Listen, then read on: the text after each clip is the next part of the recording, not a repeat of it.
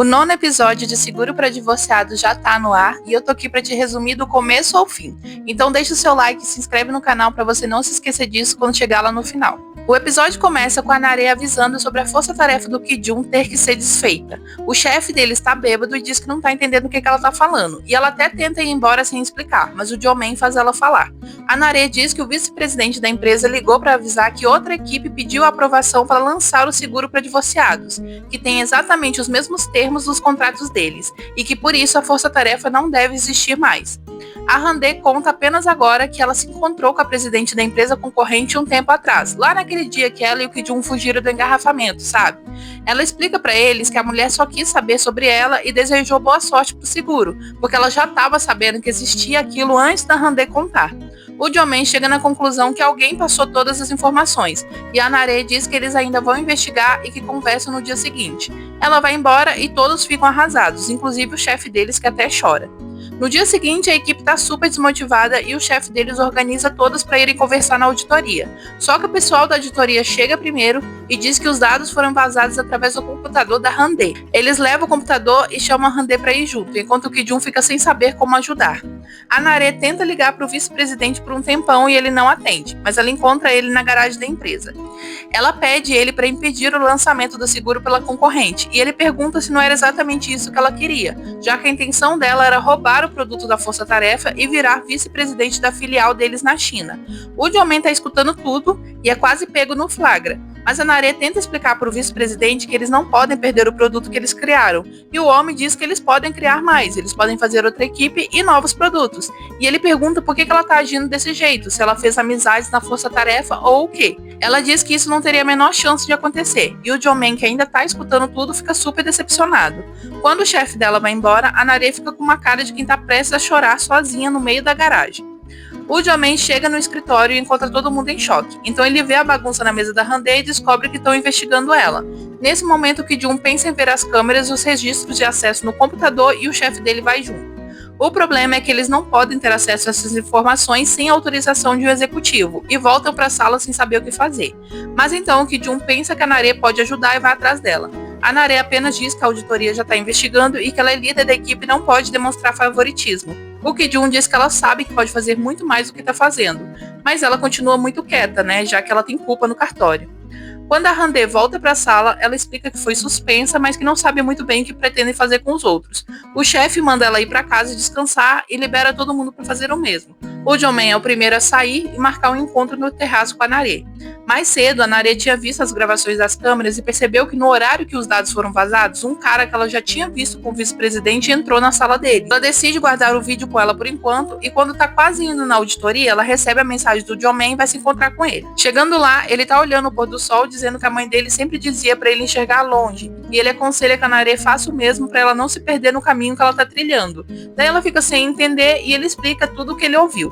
Ela tenta explicar que não podia demonstrar ser amiga deles e que agora que ele tá decepcionado, ela não pode dizer de verdade o que queria dizer porque seria um golpe fatal. Ele continua tentando aconselhar ela e mesmo que ela não conte nada, dá pra perceber que ela ficou abaladíssima pelas próprias atitudes. O Ki-jun tá levando a Hande pra casa e convida ela pra comer, mas ela diz que precisa ir na casa dos pais dela. Ele leva ela até lá e se despede, mas a mãe dela chega na mesma hora e além de não tratar o Ki-jun bem, ainda é uma escrota com a filha. A Hande entra e o clima dentro da casa está pior do que do lado de fora, com o pai dela sem olhar na cara dela e a mãe dela acusando ela de ter divorciado do marido por causa de outro homem. A Hande explica que o ex dela já não é parte mais da família e a mãe dela fica indignada dizendo que ela está se orgulhando de deixar os pais com vergonha, que casamento é isso mesmo e a gente tem que aprender a lidar. A Hande diz que está mais feliz agora, e que eles como pais nem se preocuparam em saber como é que ela estava. Ela vai embora dali depois de ainda escutar umas poucas e boas da mãe, e fica na rua sentada no chão até o Ki-jun aparecer de novo.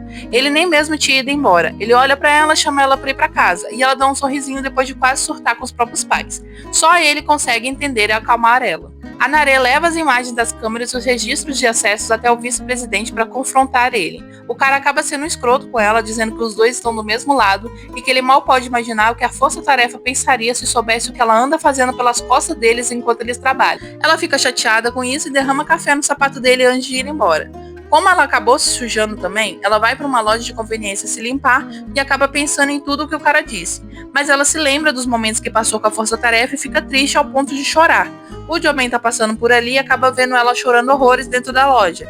Ele se senta do lado dela, mas não fala nada. A Nare chora, mas pelo menos ela não tá sozinha, porque o Joe continua apoiando ela mesmo em silêncio. No escritório, a Hande começa a tirar as coisas dela para não incomodar os outros, mas o Joe chega junto com a Nare e eles se reúnem para conversar.